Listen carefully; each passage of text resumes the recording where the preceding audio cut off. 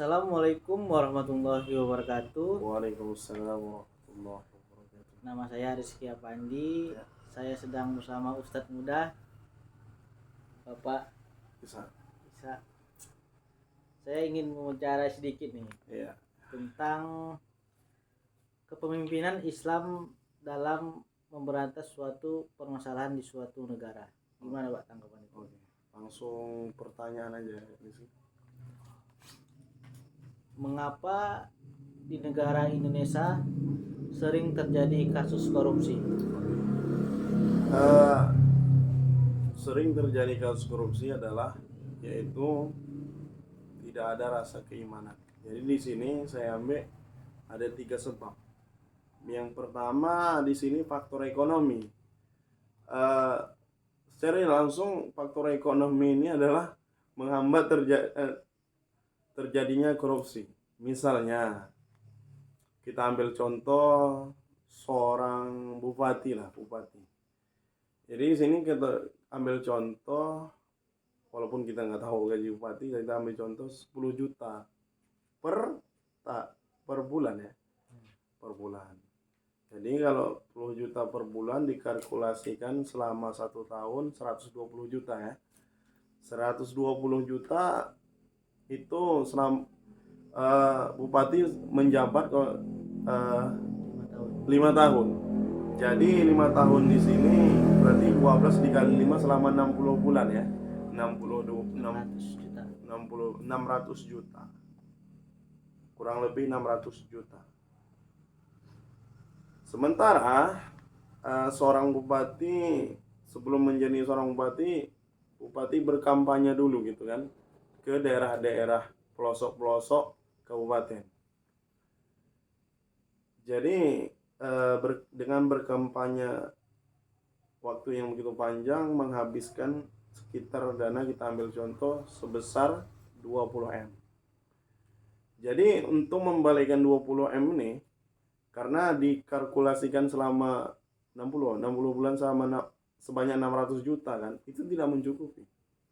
Jadi di sini mereka mau tidak mau harus korupsi untuk membalikan dana tersebut. Nah, dan salah satu lagi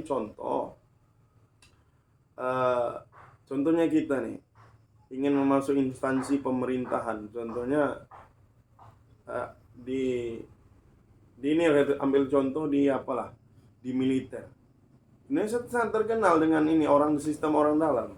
Jadi untuk memasukkan siapa yang punya orang dalam pasti masuk.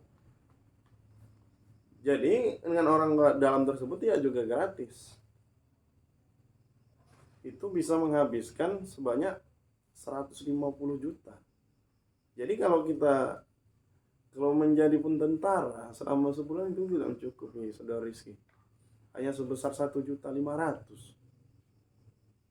Sementara untuk membalikan dana tersebut dengan setelah terangkat menjadi itu, menerima korupsi. Karena itulah dengan sistem tersebut tidak akan karena udah berakar korupsi dari dahulu. Yang kedua yaitu kurangnya keimanan. Jadi kita lihat di sini iman itu apa? Yaitu diucapkan, dimantapkan nanti di jalan. Lisan aja mengatakan beriman itu belum tentu beriman kalau hati tidak. Apa contohnya itu? Seorang pemimpin melakukan korupsi, mereka menganggap bahwasanya perbuatan yang mereka kerjakan tidak ada ganjaran atau dosanya Allah. Bahkan setiap pemimpin akan diminta pertanggungjawaban oleh Allah Subhanahu wa taala. Karena setiap apa yang kita pimpin itu tidak serta-merta kita dengan mudah masuk surga Allah. Itu pasti akan amal baik dan buruk pasti diterima Allah. Jika amal buruk itu lebih berat, maka laknatlah masuk ke neraka. Contohnya seorang korupsi. Mereka selain merugikan negara, mereka termasuk orang yang paling tega. Mereka tega mengkorupsikan uang rakyat. bahkan uang APBN, anggaran pendapatan belanja negara dihabiskan oleh pejabat kita. Nah, jadi perbuatan mereka akan dipertanggungan oleh Allah SWT. Jadi ganjaran dosanya di yaumil kelak nanti, perut mereka sebesar gunung Uhud, bayangkan seberapa besarnya perut mereka. Kulit mereka seperti perjalanan 3 hari, bayangkan seberapa tebal.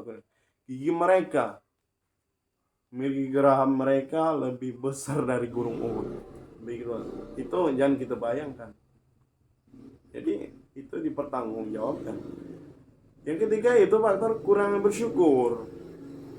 Jadi kita lihat di sini gaji 600 juta itu sangat besar. Karena kesyukuran kita tak ada tadi, maka gaji sebesar apapun kita merasa kurang. Begitulah hakikatnya manusia. Dikasih Allah rezeki sebesar apapun pasti kita merasa kurang. Jadi untuk menanggulangan masalah itu, maka berbanyak bersyukur dan tingkatkan keimanan kita. Dengan keimanan pasti setiap godaan syaitan pasti akan sirna. Karena godaan duit itu lebih dahsyat, bahkan lebih dahsyat dari godaan wanita. Oke, yang kedua, langsung pertanyaan mana? Ketiga. Apakah dengan menerapkan hukum syariat Islam akan terselesaikan permasalahan tersebut? Kita lihat dari segi hukum Islam itu ada banyak. Salah satunya syariat. Jadi syariat ini adalah salah satu hukum yang harus dijalankan manusia, yaitu hukum itu tentang mengatur kehidupan manusia seperti ini tadi. Jadi dengan hadis Nabi bahwasanya setiap pencuri itu maka potonglah tangannya. Jadi dalam hadis itu dengan potong bukan sekaligus ini, dia perlahan, 3 kali sampai di sini. Jadi dengan mendengar hukum Islam yang sangat ngeri, maka menurut saya itu sangat objektif, sangat efisien diterapkan. Sebenarnya menerapkan hukum Islam itu di Indonesia, kalau menurut saya itu salah satu ide yang sangat brilian, karena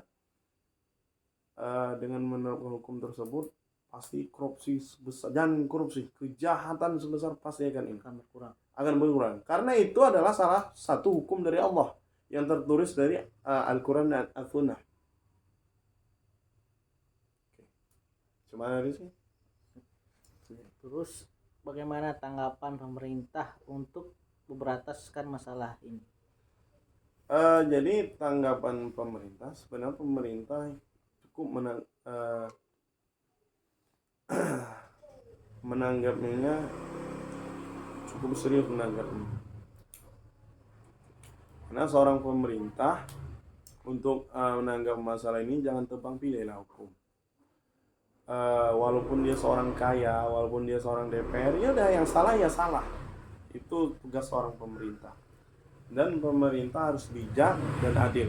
Contohlah seperti Nabi Muhammad SAW, beliau diangkat menjadi Rasul di usia 40 tahun. Dan beliau wafat di usia 63 tahun. Berarti beliau memimpin umat Islam, memimpin umat manusia selama 23 tahun. Nah, dengan ini beliau salah satu orang yang berhasil. Bahkan beliau adalah memiliki umat yang terbanyak. Di selain Rasulullah, contohnya seperti Umar bin Khattab, seorang pemimpin yang bijak, yang tegas. Bahkan dengan ketegasan beliau, sampai iblis pun takut bertatapan mata dengan beliau. Jadi menanggapi hal ini, pemerintah, kepala negara telah melakukan hukum bahwasanya setiap koruptor itu dimiskinkan, bahkan aset kekayaan disita negara. Jadi kita lihat ini faktor apa? Yaitu yang perlu kita apakan, penegak hukum yang kurang adil yang perlu kita tangkap. Mungkin itu saja yang bisa saya jawab. Terima kasih Pak Ustadz. Mungkin ini saja yang bisa saya tanya. Mungkin ini juga yang Wawancara. wawancara singkat ini sudah siap, sudah terjawab semua oleh Pak Ustadz. Demikian juga selesai juga lah wawancara ini. Oke, terima kasih pada Rizky. Ya, Mudah-mudahan wawancara kita ini diridhoi oleh Allah.